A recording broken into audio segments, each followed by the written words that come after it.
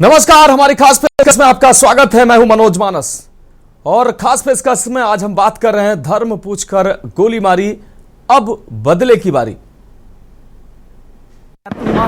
मोदी कश्मीर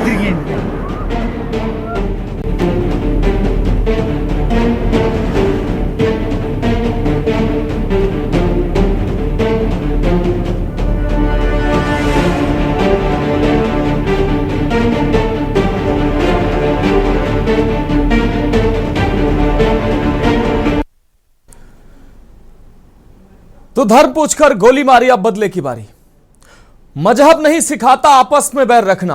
मंगलवार की जो ये खबर है, मंगलवार की जो हमले की खबर ने इन लाइनों को बदलने पर मजबूर कर दिया है। ये लाइनें सिर्फ अब लाइनें बनकर रह गई हैं, क्योंकि जम्मू कश्मीर के पहलगाम में आतंकियों ने मजहब पूछकर बेकसूरों पर गोलियों की बौछार कर दी।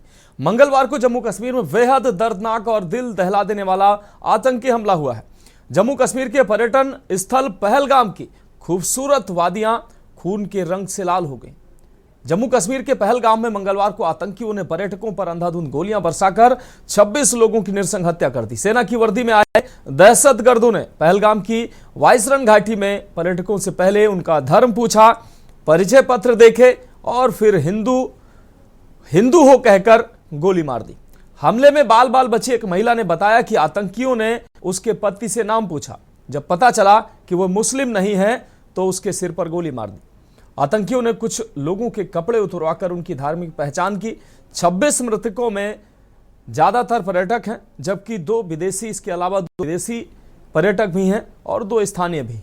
हमले के बाद सुरक्षा इंटेलिजेंस एजेंसियों ने पहलगाम अटैक के संदिग्ध आतंकियों के स्केच जारी कर दिए। एक तरफ देश में इस हमले को लेकर प्रदर्शन और आक्रोश देखने को मिल रहा है।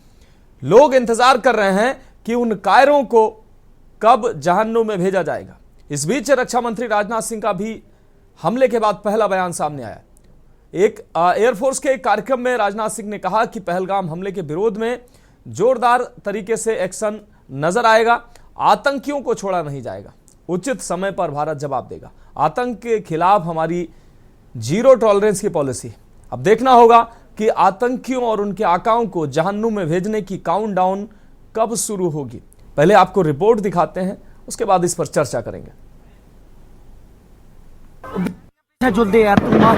मोदी कश्मीर मौत बनकर बरसती गोलियां, मैदान पर चारों तरफ बिखरी लाशें, बेबस रोते बिलखते लोग और अपनों को बचाने के लिए इधर उधर दौड़ते लोगों की ये तस्वीरें मंगलवार जम्मू कश्मीर के पहलगाम से आई, जहां आतंकियों ने ऐसा कहर ढाया कि पूरी दुनिया देखकर स्तब्ध रह गई।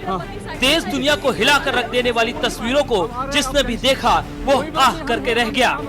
जम्मू कश्मीर के पहलगाम में हुए आतंकी हमले से पूरा देश आहत है। जिस तरह से आतंकियों ने कायराना हरकत को अंजाम दिया और पर्यटकों को अपना निशाना बनाया, उसने पूरे देश को झकझोर कर रख दिया है। केंद्रीय गृह मंत्री अमित शाह ने इस टेरर अटैक पर रिएक्ट किया।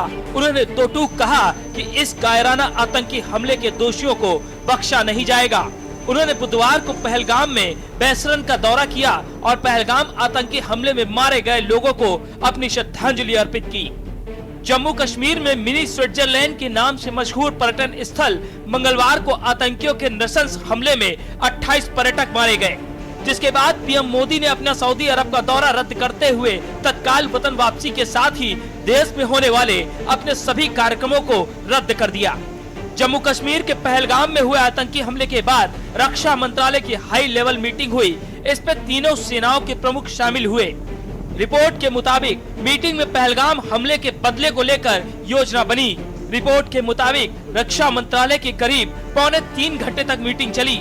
इस मीटिंग में रक्षा मंत्री राजनाथ सिंह के साथ तीनों सेनाओं के प्रमुख भी शामिल हुए। मीटिंग में पहलगाम हमले का कैसे बदला लिया जाए, इसको लेकर चर्चा हुई। अब मीटिंग में बना प्लान प्रधानमंत्री नरेंद्र मोदी के सामने रखा जाएगा। वहीं 28 पर्यटकों को धर्म पूछकर और प्राइवेट पार्ट में धर्म चेक करने के बाद गोली मारने वाले आतंकियों के स्केच जारी किए गए हैं। आतंकियों की पहचान त्राल के आदिल और आशिफ के रूप में हुई है, जिन्होंने हमले के बाद उसका वीडियो बनाकर पाकिस्तान में बैठे अपने आकाओं को भेजा था। जम्मू कश्मीर के पहलगाम में हुए आतंकी हमले से पूरा देश आहत है। वहीं सरकार और जांच एजेंसी एक्शन में है। बॉर्डर पर सेनाओं को अलर्ट पर रखा गया है। पूरे देश की नजर दिल्ली की केंद्र सरकार पर है, जो कह रही है कि बहुत हुआ सम्मान, अब बदले की बारी है। अब पाकिस्तान और उनके आतंक परस्त आकाओं को घर में घुसकर ठोकने का समय है। ठुकाई ऐसी हो कि उनकी 7 पीढ़ियां याद रखें। बदला ऐसा हो जो सर्जिकल स्ट्राइक से भी घातक हो। दुश्मन पर वार ऐसा हो कि पूरी दुनिया को ये संदेश जाए कि भारत अब आतंक को और सहन नहीं करेगा। दुश्मन कोई भी हो, कहीं भी हो, उसे खोजकर मिट्टी में दफन कर दिया जाएगा। स्पेशल डेस्क के न्यूज इंडिया।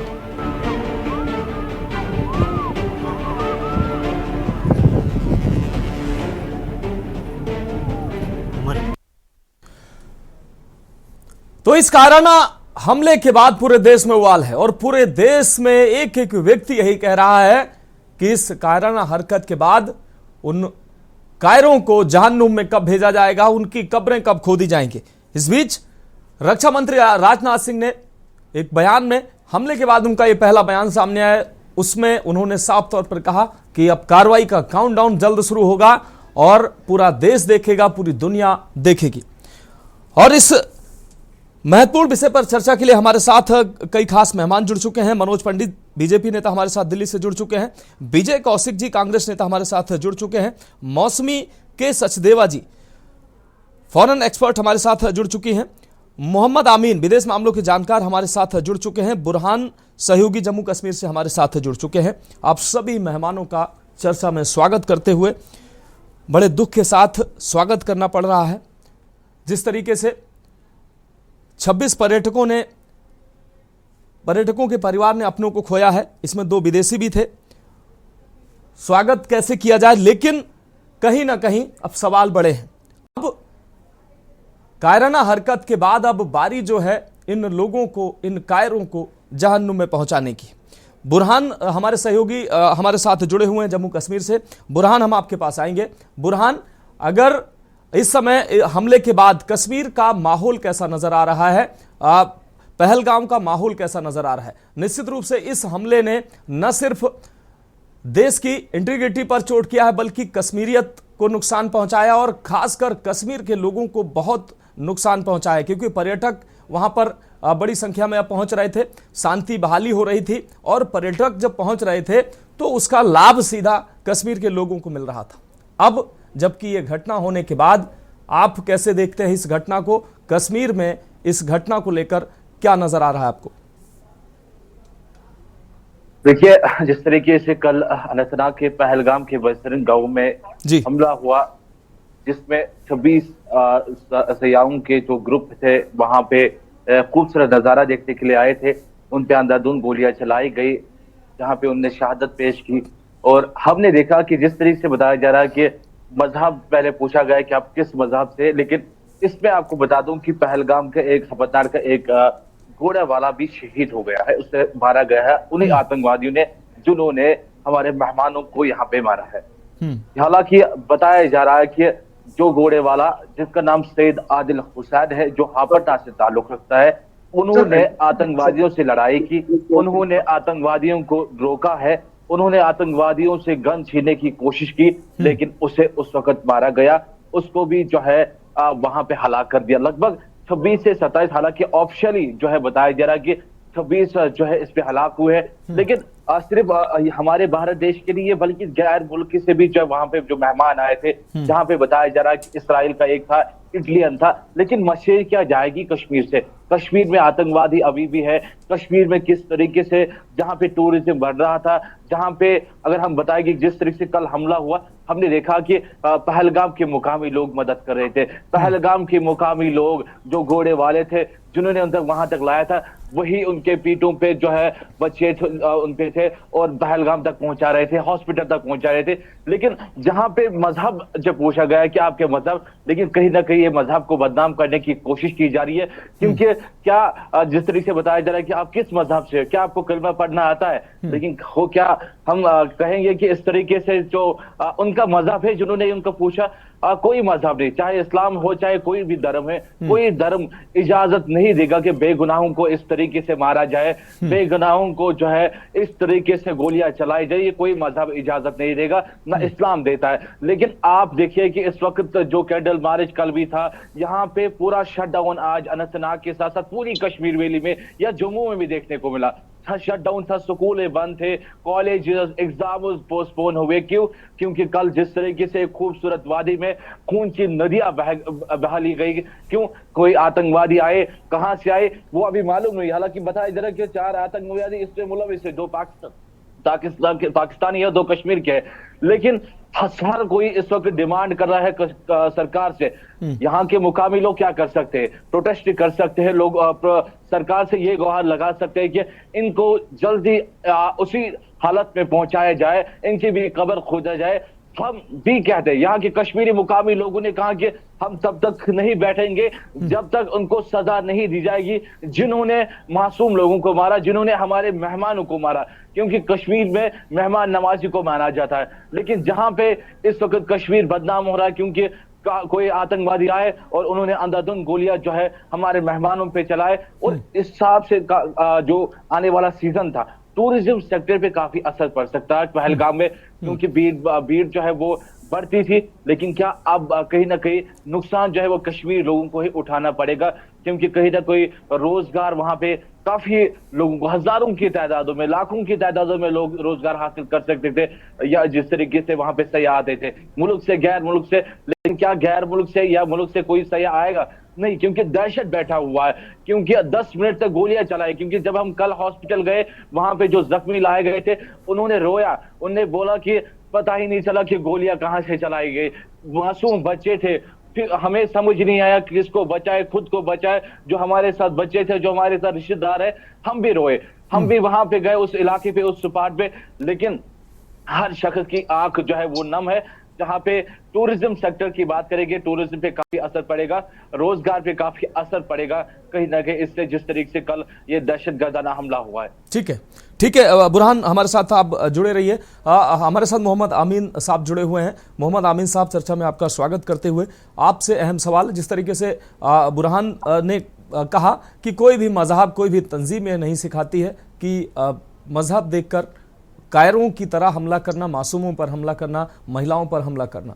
लेकिन इस हमले ने, और ये लाइन हम वर्षों से सुनते आए हैं कि मजहब नहीं सिखाता आपस में बैर रखना, लेकिन क्या मोहम्मद आमीन जी, क्या अब इस लाइन को बदलना पड़ेगा कि मजहब ही सिखाता आपस में बैर रखना? क्योंकि मजहब देखकर यह हमला किया गया है और हमारे देश की ये संस्कृति नहीं है। मजहब देखकर हमारे देश में कुछ नहीं होता है। सब जिस तरीके से भारत में दुनिया के लोग आते हैं और अचंभित रह जाते हैं, हमारी एकता को देखकर, हमारी अलग अलग विविधता के बावजूद एकता को देखकर दुनिया जो है वो हमसे सीखती है।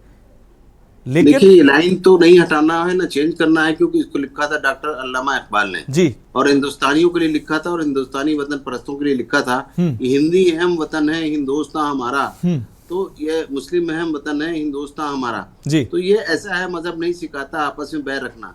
तो ये चीज लिखी थी हिंदुस्तान के लिए, और हिंदुस्तान के लिए आज भी लागू है। हिंदुस्तान के लोग नहीं चाहते। बिल्कुल, देखिए अभी बिलाल भी इस बात को कह रहे थे उससे यहाँ पे इंडस्ट्री को बड़ा फर्क पड़ा है, और सारे लोग अपने शटडाउन कर रखा है, अपने व्यापार को बंद कर रखा है, क्योंकि जानते हैं कि कश्मीर के अंदर टूरिज्म के अलावा कुछ भी नहीं है। बिल्कुल, जो देखेंगे पेड़ पौधों से तो कुछ मिलता नहीं है, ड्राई फ्रूट्स वगैरह होते हैं थोड़े बहुत, अदरवाइज पूरी जो बेस है कश्मीर का इकोनॉमी, वो होटल है, एयरलाइंस है और टूरिस्ट है। टूरिस्ट नहीं होगा तो वहाँ कुछ नहीं होगा, इसीलिए उन्होंने टूरिस्टों पर अपनी अटैक किया है। क्यों? 370 को तो कुछ कर नहीं पाए, और अब इन्होंने सोचा कि अगर इस तरह हम अटैक करेंगे तो टूरिज्म इंडस्ट्री को नुकसान होगा और वहां पर आर्थिक नुकसान होगा, जिसकी वजह से ये हरकत की है उन्होंने। और ये गंदी हरकत जो है ये कंडेमेबल है, इसको कंडेम करना चाहिए। इसके बारे में देखिए, हमारे देश के जो प्रधानमंत्री हैं वो भी अपना विदेश का दौरा छोड़ के हिंदुस्तान वापस आ गए, और उन्होंने हंगामी मीटिंग की है, और करने के बाद आज शाम को सुना जा रहा है सीसीएस मीटिंग भी होगी। और उससे पहले हमारे होम मिनिस्टर ने भी मीटिंग करी यहाँ पर आके पहलगाम में, और राजनाथ सिंह जी जो हमारे रक्षा मंत्री हैं उन्होंने भी अपने कमांडरों से बात की है। हर तरीके से बात हो रही है और हर पहलू पे विचार हो रहा है। ये पाकिस्तान की कायराना हरकत कब तक जारी रहेगी, कब तक ये करते रहेंगे, इनको अगर मुंहतोड़ जवाब नहीं दिया जाएगा। तो अब देखिए आप इस बात को कि इस बार भी विदेश मंत्री सोच रहे हैं इस बात को कि शायद हमारा वहाँ का जो दूतावास है, सफारत खाना, एम्बेसी, उसको भी बंद करने की बात चल रही है और उनसे रिश्ते बिल्कुल तोड़ने की बात चल रही है। अगर इस तरह करेंगे तो हम उनसे रिश्ते नहीं रखेंगे। ये हमारे भारत का स्टैंड रहा है। अभी तक उनसे बात करने को उन्होंने मना कर दिया, कभी बात करने की बात नहीं हो रही है, ना कोई बातचीत होगी। उनके जो वाटर के कॉन्ट्रैक्ट थे या एग्रीमेंट थे उनको भी कैंसिल करने की बात है। तो इस तरीके से जो भी चीजें हैं उनकी वो कैंसिल कर दी जाएंगी, ऐसा विचार चल रहा है, या हो सकता है हो गया हो अभी तक। लेकिन इस बात को देखना है कि अंतर्राष्ट्रीय स्तर पे वो अपनी छवि ऊंची करना चाहते हैं आतंकवाद की, लेकिन अंतर्राष्ट्रीय स्तर पर हमारे देश के प्रधानमंत्री ने G20 में साफ कर दिया था कि हम अंतर्राष्ट्रीय स्तर पे आतंकवाद को खत्म करेंगे। और इस तरह की जो हरकत की गई है इसको मैं समझता हूं कि ट्रंप ने भी साथ देने की बात की है, जो इस वक्त पावरफुल है दुनिया में। और नंबर 2 सऊदी के जो प्रिंस हैं, उन्होंने भी, सलमान ने भी कहा है हमारे प्रधानमंत्री की जो भी हो सकेगा हम आपके साथ हैं। यानी अब पाकिस्तान अकेला अलग थलग पड़ गया है, इससे उसको कोई फायदा नहीं होने वाला। जहां तक चाइना का सवाल है, चाइना भी हमारे सपोर्ट में है, क्योंकि उसको भी अपना बिजनेस करना है टैरिफ के चक्कर में, तो हमारे हिंदुस्तान की तरफ कदम बढ़ा रहा है। मैं समझता हूं कि एक अच्छा मूव होगा कि उसको सबक सिखाया जाए। इस तरीके से जो हमारे मासूमों को जिनका कोई क्राइम नहीं था उनको इस तरह मारा है, और इस तरीके से उनको जवाब देना चाहिए हमारी सरकार को। और मैं समझता हूँ 100% हमारी सरकार देने में सक्षम है हर तरीके से। हमारी चाहे सेनाएं हैं, चाहे हमारे इंटेलिजेंस है, चाहे हमारे रक्षक हैं, हर तरीके से हम उनको जवाब देने को तैयार है। पॉलिटिकली तो हम स्ट्रांग नहीं है, हमारी लीडरशिप जो है बड़ी स्ट्रांग है इस वक्त जवाब देने के लिए। हम उनको छोड़ने की स्थिति में नहीं है। ठीक है सर, ठीक है सर, आप हमारे साथ जुड़े रहिए। मौसमी सचदेवा जी हमारे साथ जुड़े हुए हैं। मौसमी सचदेवा जी, हम आपके पास आते हैं। मौसमी सचदेवा जी, कश्मीर में जो खुशहाली है वो खुशहाली हमारे दुश्मन देख नहीं पा रहे। हिंदुस्तान में जो खुशहाली है,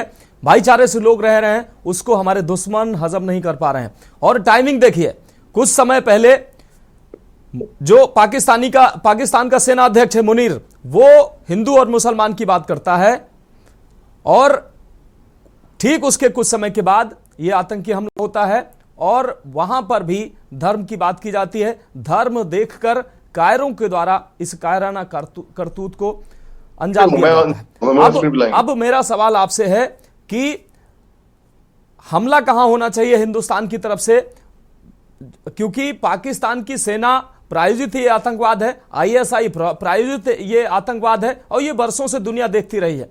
तो चोट कहां होनी चाहिए ताकि इस आतंकवाद पर रोक लगाया जा सके। आतंकी आते हैं, घटना को अंजाम देते हैं, हम उनको मारते हैं, लेकिन यह अनवरत चलता रहता है।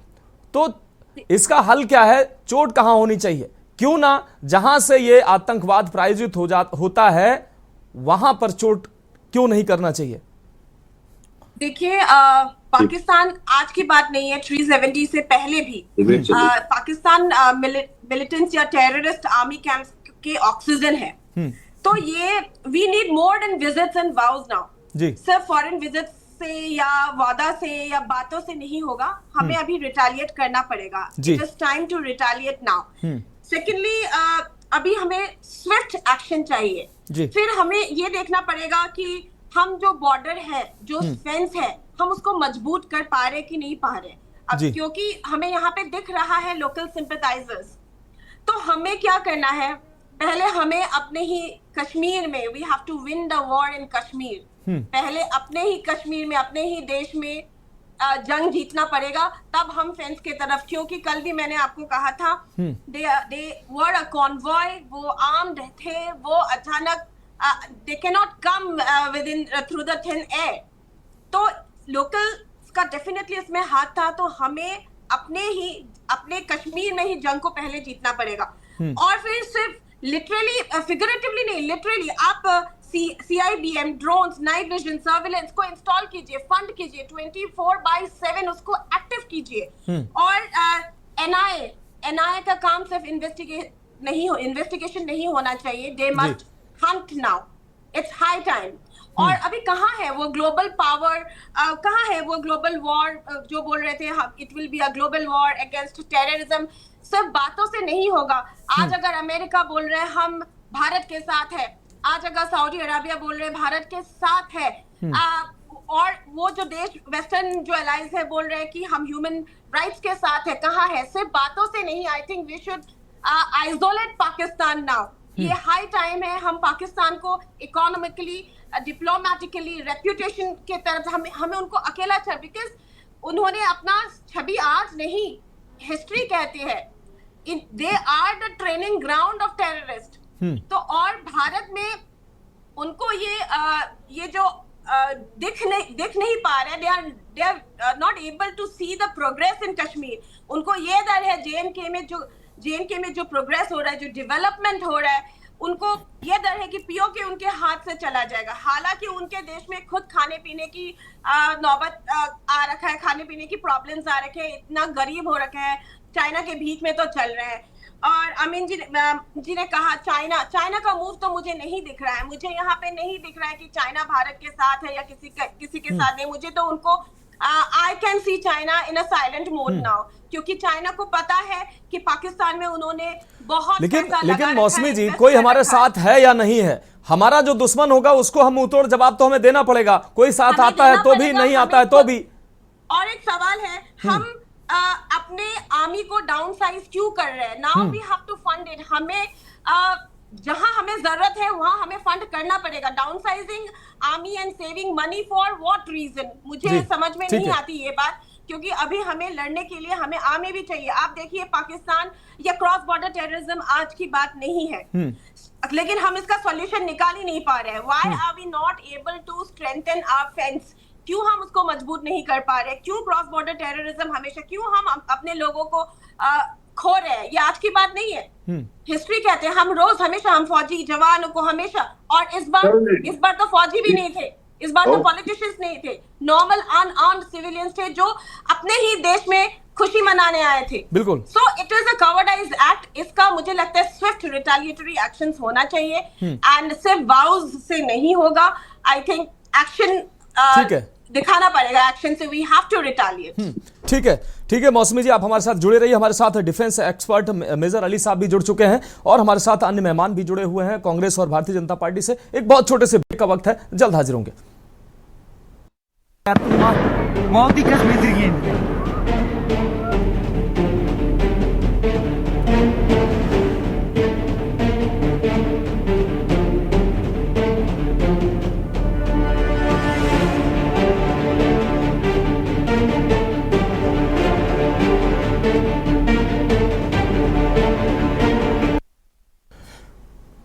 तो ब्रेक के बाद हमारी खास पेशकश में एक बार फिर से आपका स्वागत है। हम बात कर रहे हैं धर्म पूछकर गोली मारी अब बदले की बारी। और सीधे चर्चा पे आते हैं। डिफेंस एक्सपर्ट मोहम्मद अली शाह हमारे साथ जुड़े हुए हैं। मोहम्मद अली शाह जी, हम आपके पास आते हैं। मोहम्मद अली शाह जी, इस कायराना करतूत के बाद 28 लोगों की जान गई है। 28 पर्यटकों की 2 विदेशी थे, 26 भारतीय थे, और पूरा देश जो है, पूरी दुनिया जो है, दुनिया में इस कायराना हरकत की चर्चा है, निंदा हो रही है। और हिंदुस्तान की अगर बात करें तो हिंदुस्तान में आक्रोश व्याप्त है कि आखिर इन कायरों को जहन्नुम में कब भेजा जाएगा। और उसका अभी रक्षा मंत्री ने कहा भी, उसका काउंटडाउन शुरू हो चुका है और जल्द ही उनको जहन्नुम में भेजा जाएगा।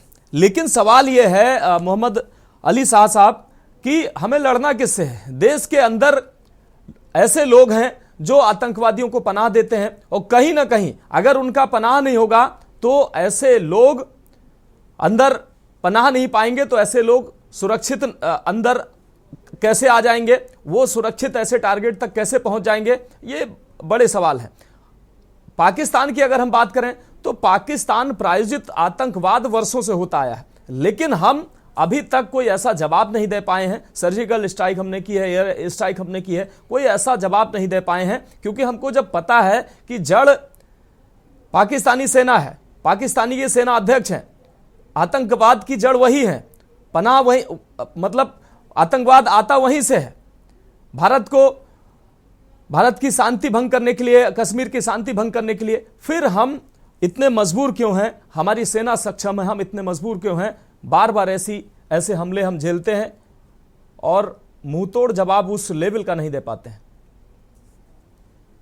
अच्छा मनोज भाई, देखिए, मेरे को कोई शक नहीं है कि ये कार्रवाई इनडायरेक्टली नहीं, डायरेक्टली पाकिस्तान की है। जी, और जो बात करते हैं धर्म पूछ के गोली मारी के नाम पूछ के गोली मारी, बिल्कुल ये इसलिए हुआ है ताकि हिंदुस्तान एक सेक्युलर राष्ट्र है जी, सारे धर्म यहाँ पर एक साथ रहते हैं।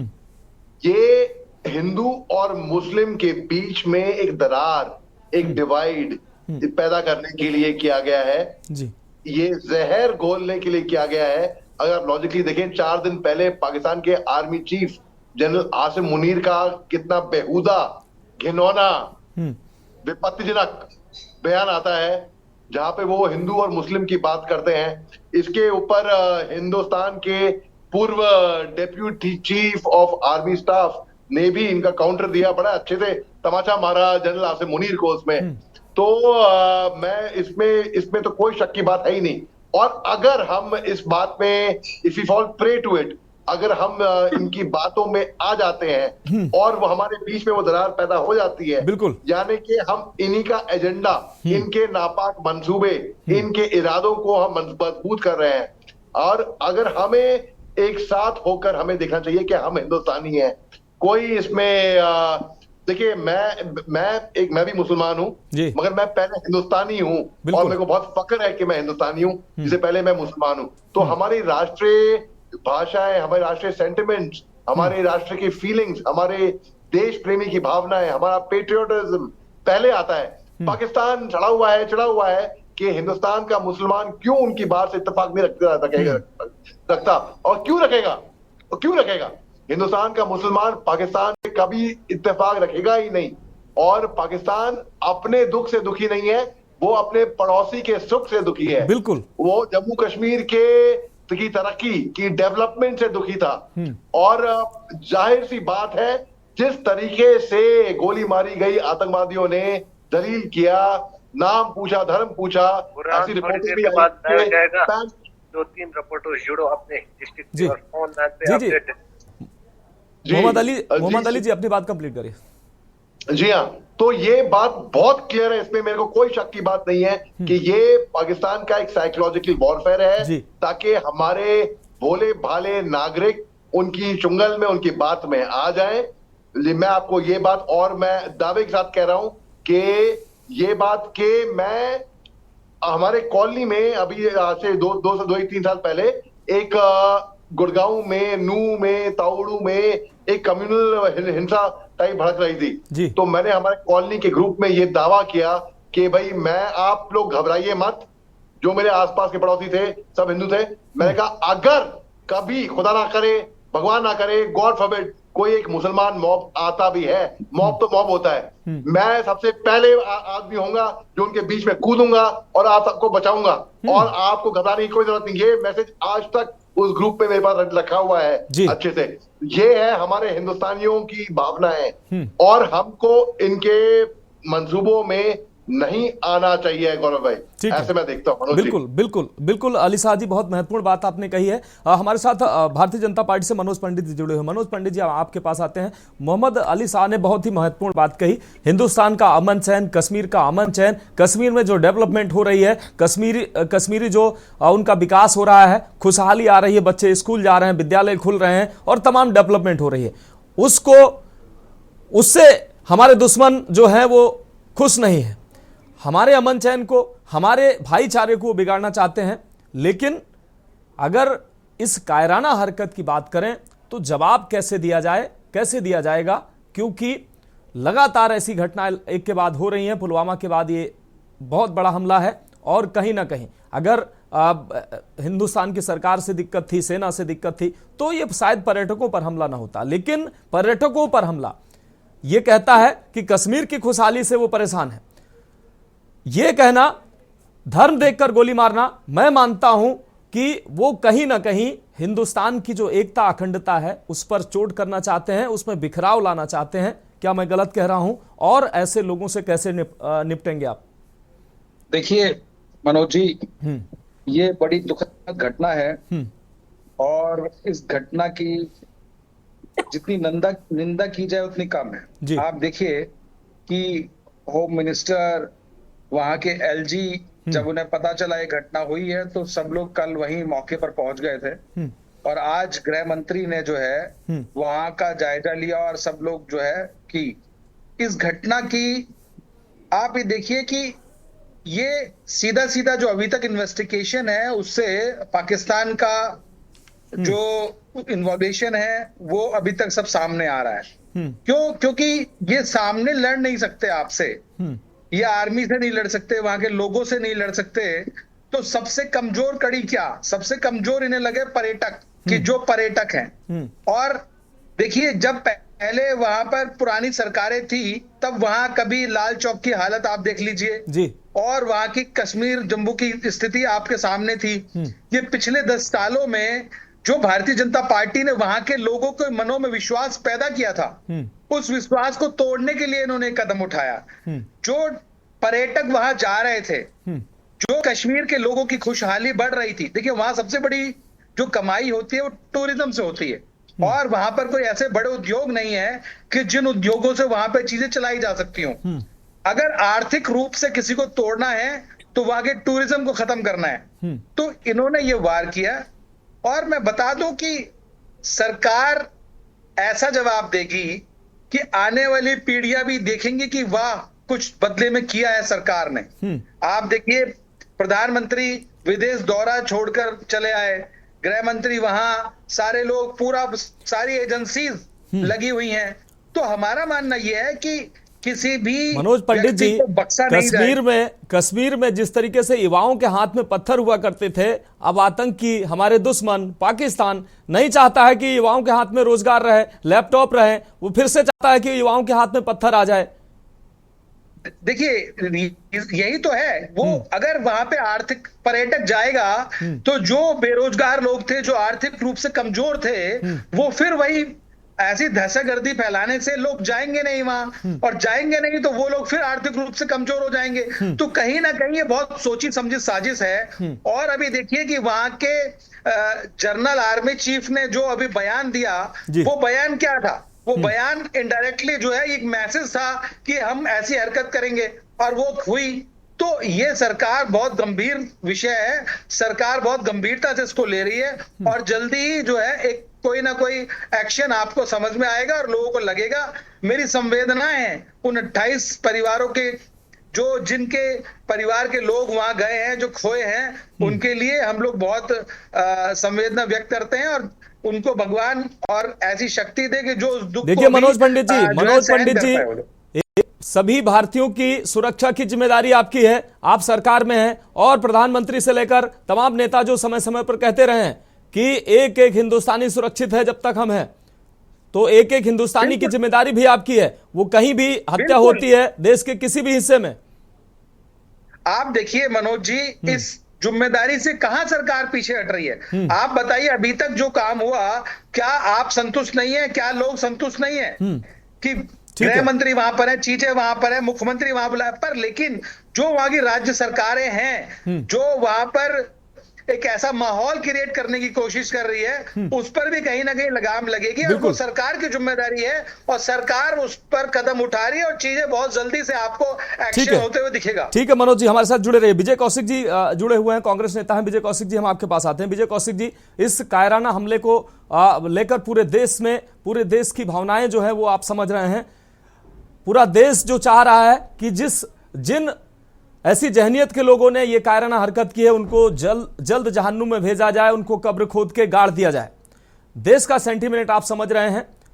ऐसी घटनाएं लगातार होती हैं, पिछले लंबे समय से नहीं देखने को मिली हैं, लेकिन कहीं ना कहीं जड़ में जब पाकिस्तान नजर आता है, कश्मीर के तमाम ऐसे लोग हैं, अधिकांश लोग जो हैं वो कश्मीर के विकास से जुड़े हुए हैं, लेकिन फिर भी अभी भी कुछ ऐसे लोग हैं जो ऐसे लोगों को पनाह देते हैं, और वो न सिर्फ ये आतंकवादी ही देश के लिए खतरा नहीं है, वो भी खतरा है, उनको भी चिन्हित किया जाना चाहिए, और जो हमारा दुश्मन है उसका भी जब तक इलाज नहीं होगा, हमारे देश में ऐसे ही लाशें गिरती रहेंगी। क्या कहेंगे आप? देखिए, कांग्रेस पार्टी की तरफ से हम इस घटना की कड़ी निंदा करते हैं, और केंद्र सरकार जो भी सख्त फैसले लेगी इस मुद्दे को लेकर, उसमें हम सरकार के साथ खड़े हैं। पहली बात जी। दूसरी बात, कि कश्मीर के लोगों को भी खुद को साबित करने का समय आ चुका है। बिल्कुल, आज कश्मीरियों को साबित करना होगा कि वो देश के साथ हैं या देश के खिलाफ हैं। क्योंकि किसी भी प्रदेश में आतंकवाद तभी तक रह सकता है जब तक वहां के स्थानीय लोग आतंकवाद के पक्ष में हों। और अगर कश्मीर की जनता आतंकवाद के पक्ष में नहीं है तो कश्मीर के अंदर जो आतंकवाद है उसको निपटाना कोई बड़ी बात सरकार के लिए नहीं है उन हालात में। और इसका नुकसान कश्मीर को ही है, कश्मीरियों को ही साबित करना है।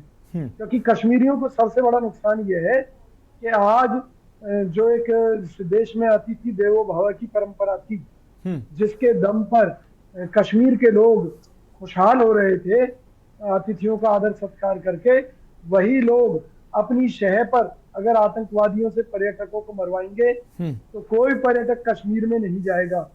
इसलिए आज कश्मीरियों की जिम्मेदारी है कि वो आतंकवाद को खत्म करने में सरकार का साथ दें। और हमारा सरकार से ये कहना है कि ये बिल्कुल उचित समय है कि अगर कश्मीरी हमारे साथ हैं तो हमें पीओके को वापस लेने की कार्रवाई कर देनी चाहिए। क्योंकि हर सूत्र यही चीख चीख कर कह रहा है कि ये जो भयानक हत्याकांड हुआ है, ये जो निर्दोषों की बलि चढ़ी है, ये जो मजहब देखकर लोगों की हत्या हुई है, पर्यटकों की, भारतवासियों की हत्या हुई है, इसका बदला लेने के लिए जो पाकिस्तान के खिलाफ हमें सख्त से सख्त कार्रवाई की जानी चाहिए, हमें करनी चाहिए। क्योंकि सारे सूत्र इस घटना में पाकिस्तान की तरफ इशारा कर रहे हैं। तो पीओके को वापस लेने का समय आ गया है। हम समझते हैं सरकार इसमें उचित निर्णय लेगी और हम हर फैसले में सरकार के साथ हैं।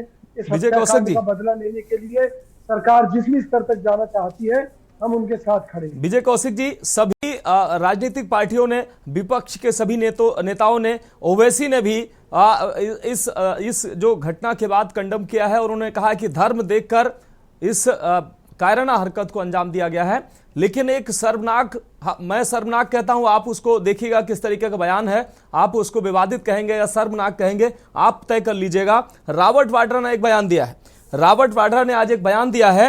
रॉबर्ट वाड्रा ने कहा है कि मुझे ऐसा लगता है कि मुसलमानों को मस्जिद में नमाज पढ़ने से रोक दिया जाता है, फिर मस्जिदों का सर्वे हो रहा है, कोई मूर्ति मिल जाए तो संभल हो रहा है। अगर आप बाबर या फिर औरंगजेब की बात करते हैं तो अल्पसंख्यकों को दुख लगता है। इनको लेकर राजनीति होती है और इस पर रोक नहीं लगाई जाती है। धर्म और राजनीति को अलग होना चाहिए। अगर इसे नहीं रोका गया तो ये आतंकी हमले होते रहेंगे। इस बयान को आप कैसे देखते हैं? रॉबर्ट वाड्रा का यह बयान है। औरंगजेब मुगल थे, बाबर मुगल थे, ये आतंकवादियों के बाप लगते थे क्या? और इस बयान को आप कैसे देखते हैं? देखिए, हमारा मानना ये है जी कि रॉबर्ट वाड्रा का निजी बयान कांग्रेस का बयान नहीं है और वो किसी पद पर भी नहीं है कांग्रेस पार्टी में, और उनकी सोच इस मामले में क्या है वही खुलकर बता सकते हैं। लेकिन एक बात तो तय है, किसी भी देश में धर्म अलग चीज है, राजनीति अलग चीज है। किसी भी देश में धर्म और राजनीति को बिल्कुल अलग अलग होना चाहिए, लेकिन भारत के अंदर धर्म और राजनीति को अलग नहीं किया जा सकता। क्योंकि जिस राजनीति की बात हम भारत में करते हैं वो सर्वे भवन्तु सुखना वाली स्थिति है, और उसमें हिंदू धर्म सभी धर्मों के कल्याण की मंगल कामना करता है। बिल्कुल करता है। इसलिए हिंदुओं के बगैर इस देश में शांति संभव नहीं है। अगर ये देश मुस्लिम राष्ट्र होता तो इस देश में कोई शांति आपको नहीं मिलती, मैं गारंटी से कहता हूँ। बिल्कुल, क्योंकि यहाँ हिंदू बहुल है, इसलिए भाईचारा भी है, प्यार भी है, अपनापन भी है। और मैंने कहा कि ये कश्मीरियों को साबित करना है कि वो इस देश के साथ खड़े हैं या इस देश के खिलाफ खड़े हैं। क्योंकि आतंकवादियों ने उनकी रोजी रोटी पर लात मारी है। उन्होंने कश्मीरियों के विश्वास को छला है कि आज कश्मीर की जनता के ऊपर कौन विश्वास करके वहां पर्यटन के लिए जाना चाहेगा। तो कश्मीरियों को ये साबित करना है कि वो उनका जो धर्म है, ईमान है, वो उनका धर्म ये कहता है कि उन्हें पर्यटकों की रक्षा करनी चाहिए थी। बिल्कुल। और पर्यटकों की रक्षा नहीं हुई, इसलिए जिन लोगों ने ये काम किया है, चाहे वो उनके सगे भाई क्यों ना हो, चाहे वो इस्लाम के लोग क्यों ना हो, उनको गोली मारने का काम कश्मीर की जनता को खुद करना चाहिए। सेना का तो बाद में नंबर आना चाहिए जी। मैं तो ये कहता हूँ कश्मीरी सबसे पहले खुद, जो पाकिस्तान के एजेंट बने हुए हैं कश्मीरी, उनको बाहर पकड़ के लाए, उनको गोली मार दें या पत्थरों से मार दें। इस्लाम के मुताबिक जो सजा एक देशद्रोही के खिलाफ बनती है वो कश्मीर के लोगों को देनी चाहिए आतंकवादियों को।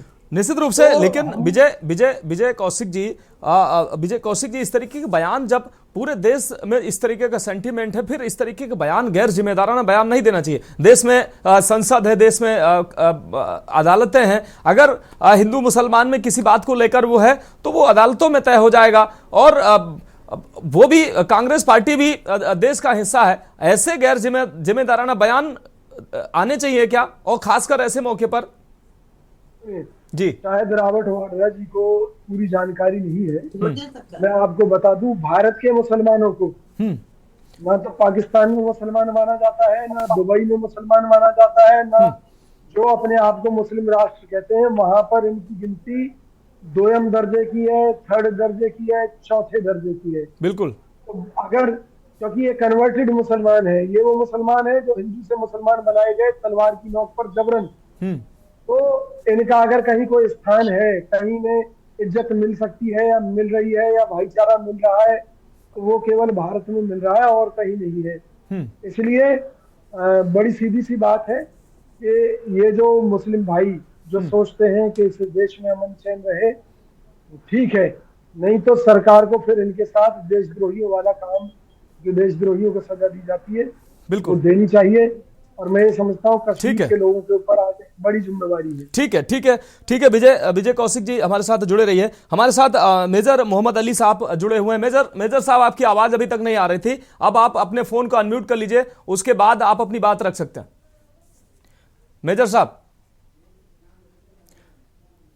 मेजर मोहम्मद अली साहब फोन अनम्यूट कर लीजिए, उसके बाद अपनी बात रखिए। मोहम्मद अली साहब, आपकी आवाज नहीं आ पा रही है, आप अपने फोन को अनम्यूट कर लीजिए, फिर आपकी आवाज दर्शक सुन पाएंगे। मुझे लगता है वो आपकी बात सुनना ही नहीं चाहते। ठीक है, दोबारा से मैं चाहता हूं अपने सहयोगियों से कि दोबारा से हो सकता है संपर्क कट गया हो, आवाज हमारी ना पहुंच पा रही हो। हमारे साथ बुरहान जुड़े हुए हैं। बुरहान हमारे सहयोगी हैं जम्मू कश्मीर से। बुरहान, अगर बात करें इस कायराना हमले की, कायराना हरकत की, कश्मीर के जो लोग हैं, पर्यटन पर वो निर्भर हैं, और कहीं ना कहीं कश्मीर में जिस तरीके से खुशहाली आ रही थी, डेवलप हो रहा था, कश्मीर के लोगों में भी ये विश्वास जाग रहा था कि अब कश्मीर में भी डेवलप होगा, कश्मीर के में युवाओं को रोजगार मिलेगा, युवाओं के हाथ में पत्थर की जगह लैपटॉप होगा। इस सोच पर यह हमला है क्या, हमला नहीं है क्या? ये 15 डॉलर बाकी है। 15 मिनट और। जी बुरहान साहब, जिस तरीके से विजय कौशल जी ने बताया कि कश्मीरियों को अगर दिखाना है कि वो भारत देश के साथ है, क्या कश्मीरियों ने आज पूरा कश्मीर बंद नहीं किया? क्या कश्मीरियों ने आज पूरा कारोबार ठप नहीं किया? क्या कश्मीरी लोगों ने आज स्कूल बंद नहीं किए? क्या उस घोड़े वाले जो आज सयाहों को बचाते बचाते अपनी जान दे दी, क्या कश्मीर जो है ये नहीं दिखा कि हम भारत देश के साथ है? और जहां पे इनका कहना है कि जहां पे कश्मीरी, क्या इनके साथ जो आतंकवादियों ने हमला किया, क्या कश्मीरी लोग अब देखिए बुरहान साहब, कौशिक साहब का साफ तौर पर कहना था, अगर ऐसे लोग हैं, सब अगर ऐसे हो जाएंगे तो कश्मीर में अमन चैन हो जाएगा। कश्मीर में ऐसा भी तो होता है, शरण दिया जाता है ऐसे लोगों को, आतंकवादियों को शरण दिया जाता है, तभी आतंकवादियों को अगर पनाह ना दी जाए तो यहां ऐसे सुरक्षित कैसे रह सकते हैं? मैं सभी कश्मीरियों की बात कौशिक साहब नहीं कर रहे थे। हम मानते हैं 2019 से पहले जो कश्मीर में हालात थे वो काफी खराब थे, लेकिन 2019 के बाद अमन आया है, खुशहाली आई है, टूरिज्म बढ़ चुका था, सभी नौजवान अपने काम कर रहे थे। लेकिन ये आप बताएंगे कि जिस तरीके से कश्मीरी पनाह देंगे, क्या एक आतंकवादी जब घर के अंदर गन AK-47 लेके बोले कि हमें जगह चाहिए, उस वक्त निहत्था कश्मीरी क्या करेगा? मैं कहूंगा कि अगर आपके घर में आतंकवादी आए और आप खाली हाथों में हो, और जब आतंकवादी आपको जबरदस्ती कहेंगे कि हमें यहाँ पे बैठ, आपको मारेंगे, क्या आप पनाह नहीं देंगे? यहाँ पे कोई इस वक्त इस आतंकवादियों के साथ नहीं है, सबों ने जो है मजम्मत की है। और जहाँ पे सैयद आदिल हुसैन, जो मैं बार बार कह रहा हूँ, जहाँ पे जम्मू कश्मीर के वजीर आला ने जो है नमाज जनाजा में जो है शामिल हुए, उन्हें कहा कि जिस तरीके से इस पौने वाले ने, जो इस घोड़े वाले जो अपना रोजगार हासिल कर रहा था, वहां पे उन्होंने सयाहों को बचाया, अपनी जान दी,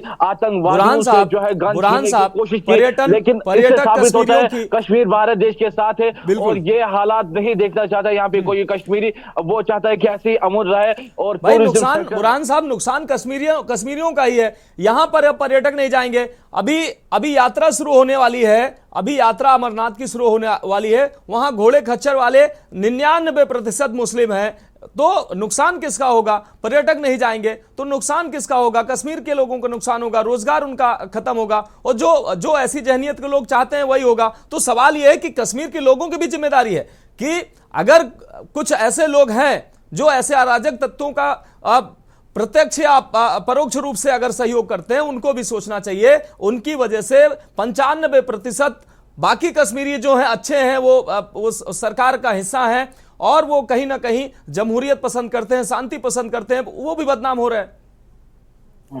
सर साहब बात है, अगर कोई इसमें एक या दो जो है इसमें शामिल होंगे फिर पूरा कश्मीर बदनाम है।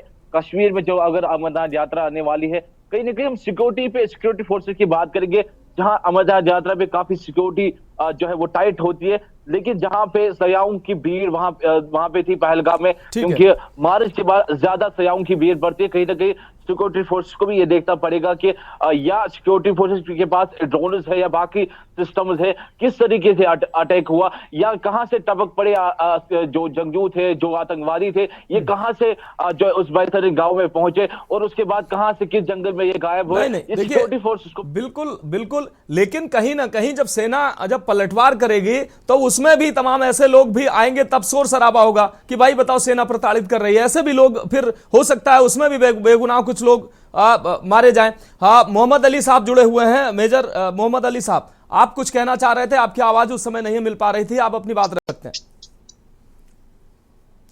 सर अनम्यूट कर लीजिए फोन। तो अभी भी म्यूट है। जी अनम्यूट इन्हें बताइए कि इस तरह से सामने करें। सर फोन अनम्यूट कर लीजिए, आपको एक रिक्वेस्ट मिल रही है। अब हो गया। ठीक है, बात करिए सर। जी मैं ये कह रहा हूं कि अभी वक्त आ गया है, बातें करके हमने बहुत बात कर ली है, हमने डिप्लोमेसी बहुत कर ली है पाकिस्तान के साथ, हमने प्यार से समझाया उनको, हर चीज हमने तैयार करी है।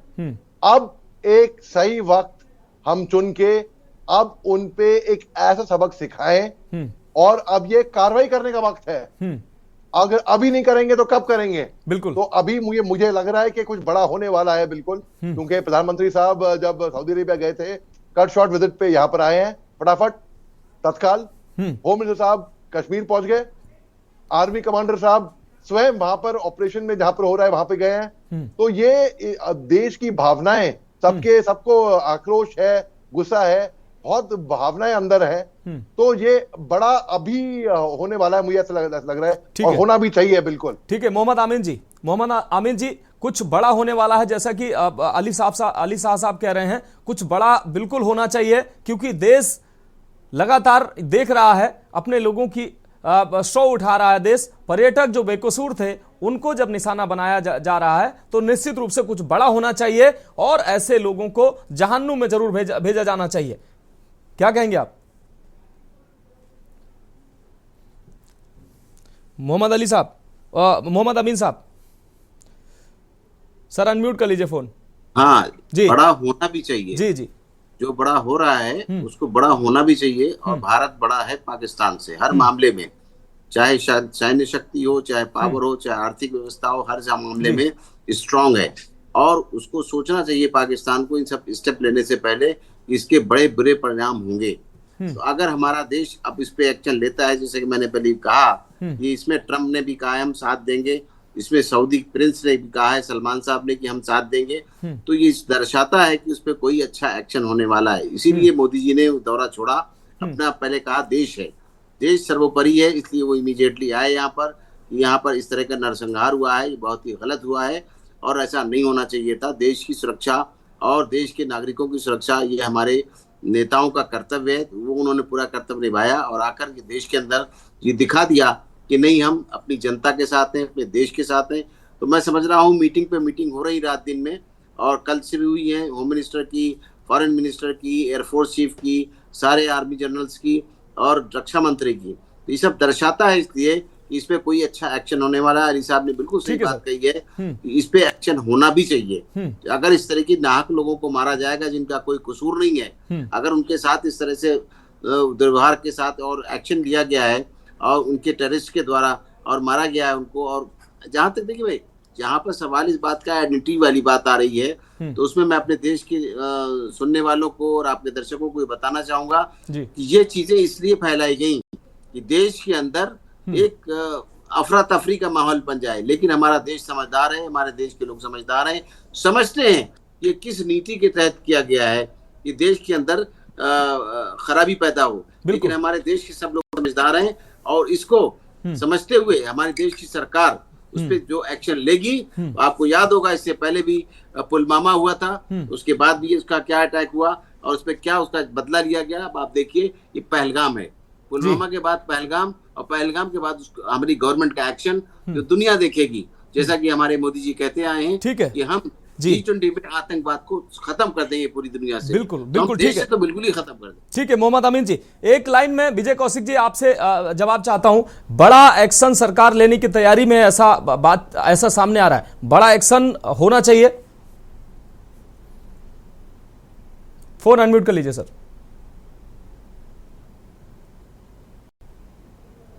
बड़ा एक्शन सरकार के पास केवल एक ही बच गया है और वो बड़ा एक्शन है POK को वापस लेना। यानी पाकिस्तान ने जो हमारे कश्मीर के इलाके को कब्जा कर रखा है उसको पाकिस्तान से छुड़वा लेना। देश की संसद में कांग्रेस सरकार के समय में भी हमने एक प्रस्ताव पास किया था जिसमें सरकार की तरफ से घोषणा की गई थी कि POK भारत का अभिन्न हिस्सा है और उसे हम वापस लेकर रहेंगे। आतंकी घटनाएं हो। ठीक है, ठीक है सर, बहुत शुक्रिया सर। अब आगे समय इजाजत नहीं देता है। कौशिक साहब बहुत शुक्रिया। मनोज पंडित जी आपका भी बहुत शुक्रिया, आपसे सवाल जरूर लेना चाह रहे थे लेकिन आगे समय इजाजत नहीं देता है। डॉक्टर मोहम्मद अमीन साहब आपका भी बहुत शुक्रिया। बुरहान आपका भी बहुत शुक्रिया। अली शाह डिफेंस एक्सपर्ट हमारे साथ जुड़े रहे, आपका भी बहुत शुक्रिया। तो धर्म पूछकर जिस तरीके से गोलीबारी की गई है, अब एक्शन की बारी है और एक्शन बड़ा होना चाहिए क्योंकि पूरा देश यही चाह रहा है कि ऐसे कायरों को जहन्नुम में जरूर भेजा जाना चाहिए।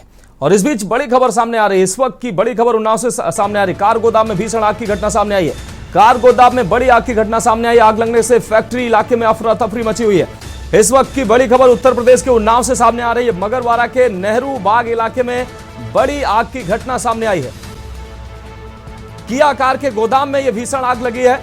ये बड़ी अग्निकांड की घटना सामने आई है मगरवाड़ा, उन्नाव के मगरवाड़ा से यह खबर सामने आ रही है। नई कारों को नेहरू बाग में किया जाता है स्टॉक।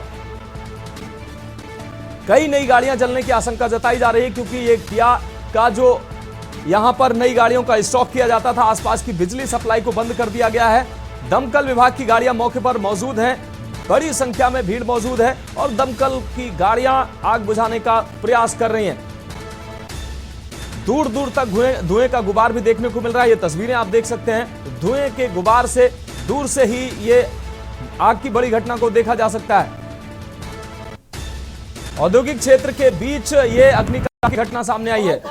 ये तस्वीरें साफ तौर पर सामने आ रही हैं। दूर से ही धुएं का ये गुबार देखा जा सकता है, दूर दूर तक धुएं का ये गुबार फैल रहा है। आग लगने से फैक्ट्री में बड़े नुकसान की आशंका जताई जा रही है। मगरवाड़ा के नेहरू बाग इलाके में ये स्टॉक है किया कार कंपनी का। यहां पर नई कारों का स्टॉक किया जाता है और यहीं पर यह आग की घटना सामने आई है और इस आग की घटना में कई नई कारों के जलने की खबर भी सामने आ रही है। आग लगने से अफरा तफरी मच गई है।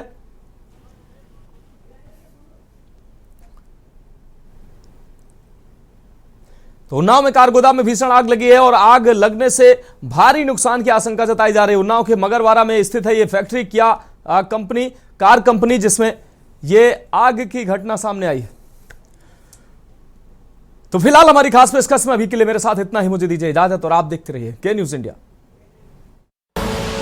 आप देख रहे हैं के न्यूज, खबरों का सारथी।